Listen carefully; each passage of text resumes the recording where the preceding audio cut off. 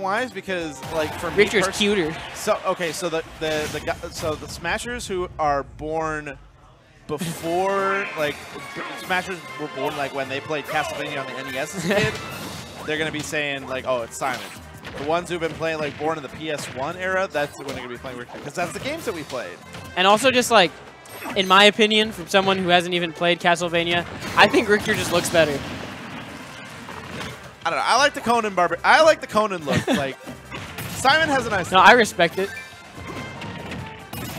Anyway, though, it was a kind of just ignored the fact that he just died instantly. I didn't want to say anything because like that's honestly I feel like that's going to be the biggest like hurt in this matchup is that as soon as Villager gets the Belmonts off stage, it's pretty much going to be. Oh over. Yeah, for sure. That recovery is not great. Well, as good as the tether's good. Yeah, as good as their zoning game is. Their disadvantage state is probably terrible. Like one of I would argue like one of the worst disadvantage states in the game because they don't have for sure. They don't have any aerial speed. They have very little aerial drift. So all you got to do is just eat their jump and get them far enough off stage where they can't tether, and it's just over. Yeah, I've definitely seen people ask Frosty, Mr. Richter Genius, like, how do you get out of Richter disadvantage? He just literally said, just pick another character. Exactly. That disadvantage is pretty bad. Like if you want a character that can play in disadvantage, don't pick the Belmonts. And this is another. What? Oh, that went through the stage. That goes through the stage. Dude, I love the zoom in on the back. Dude, the zoom in on the back on the Villager taunt too. Man, that move pocketed is dumb. It goes through the stage.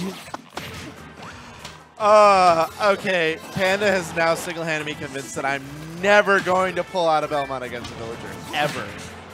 Yeah, at least Panda looks really good at this matchup. Like, maybe if he didn't die instantly, like, and was, like, zoning him out, like, I don't know. Maybe he'd have a chance at out-camping Villager, like, kind of outranging him, but... like, just on paper now, the matchup, you can't throw Axe. You just can't do it. That's true. Like that's one. That's one of the Belmont's main kill options, and you literally. Oh, that was a good bait though. All right. So that was actually smart. You can, but you have to be big brain about it. You gotta not big brain. You gotta be galaxy brain. Yeah, that was pretty galaxy. But as smart as CrashGear might be right now, still down by a lot. Not looking great for him. You're on the forward tilt. Anytime that you're going to be seeing any sort of trap shenanigans on the ledge, you're going to be seeing that forward tilt come out a lot because it's one of the buttons that Simon has that's really, really good. Like if you are like at max range, F tilt is for the most part mostly safe. If they try to jump, you can like catch them with another F tilt. If that's at a high enough percent that sets them off stage, where you can get to ledge and get the work done. Right. Plant that tree there. Back throw, wants the ledge. CrashGear actually, for this like last quarter of the game, last third of the game, has been doing pretty well. He's been holding down the fort. He hasn't let the early stock on the first one and the axe kill on the second one. Like he's not been letting honestly, yeah, how Panda's been killing affect him a whole lot. He's just been like after those two, he's put the blinders on. He's got his game plan and he's just going to town. I feel like one of the keys in this matchup is like, maybe not even staying grounded, but at least being smart with when you jump. Because if you jump, like, carelessly against Villager, you're just going to get sniped out of the air, like, put in a disadvantage. And we all know how much the Belmonts hate disadvantage. You don't want to jump. Like, you want to keep that jump for as long as possible. So, like, the game is that if you get hit like that, you want to get back to center stage as soon as possible. For sure. But the problem is that it's really, really hard to do when you're facing a character like Villager that has the aerial recovery and all that kind of stuff to just hang with you no matter where you go.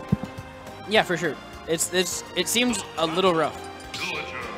I don't know. I just feel like that the Belmonts can't jump safely against Villager. And if they have to stay really close to the ground if they jump.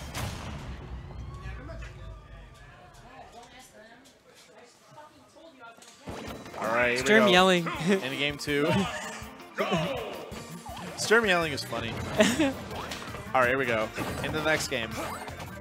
Smashville, hazards off. That center platform there. I really wish that mixed hazards was easier to do. Just because like if there was like a toggle like there is for Omega and Battlefields, that'd be nice. But like that's a nice jab block there. It's just like, because I feel like mixed hazards, like we all agree is better. It's just like the main reason we're not doing it is just that it's like so inconvenient, especially at like majors and stuff. Either way though, this game is starting off much better for CrashGear. I mean, he did get 0 to death, so that's true. It's pretty hard to start off worse than CrashGear did last game. Kind of got messed up that first stock. He's been like the last stock of that game that he had. He basically used it just to like gain information on how to fight it.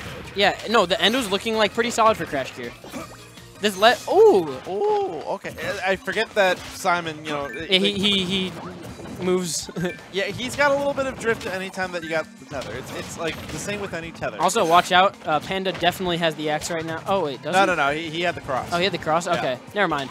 I thought he pocketed. So, like, yeah, one thing you definitely notice with CrashGear is that he's been really reserved on throwing axe. Like that's one thing. Which that you have to be. It's immediately changes his game plan. And yeah, the last time he, ooh, nice. That was an unfortunate air dodge. Like put him in such a bad spot. Yeah. But the last time we saw him axe was like a really smart one because he baited out the pocket and then went off punish with fair. Like that was the last axe we saw. Well, we saw one just recently, but that was the last effective axe we saw. And I really like it in that spot, but other situations are, it's kind of a no. Went through the Lloyd right there with a dash attack, nice. Just kind of minding his space, not really wanting to go in. Thing is that it's really hard for him to set up this projectile while with Panda being as aggressive as he is right now. Yep. Well, at the ledge, had a good setup there. And I would honestly like one thing I noticed with Belmonts is that if they just like miss one holy water, they don't really go for trying to get a second one going. Yeah. Is the F tilt there on the platform? There. Still chasing. Yeah, unsafe jump there by CrashGear. And now look, he's in disadvantage and dead. Oh, yeah, no, that's it. That's dead. See, like, what got him killed there was full hopping. Like, Panda got the up air, juggled him, pushed him off stage, and that was it. You really got to be careful with those jumps. Oh, nice catch with the holy water. And once again, trying it for the axe again. Oh, and that was just barely out of range for that up B to get back, and that's going to be CrashGear. Yeah, we saw something that I really liked first game when he went for the axe to bait out the pocket and then fair, but unfortunately just fell too fast afterwards. Died. The axe thing, when I threw it through stage, I literally saw that a few days ago. Yeah, no, we were just exactly talking what about Sturm that. said. Yeah, we were just talking about that. The Pokemon drift that, and I said, I'm going to try that. Cough drop? Yeah, I got you.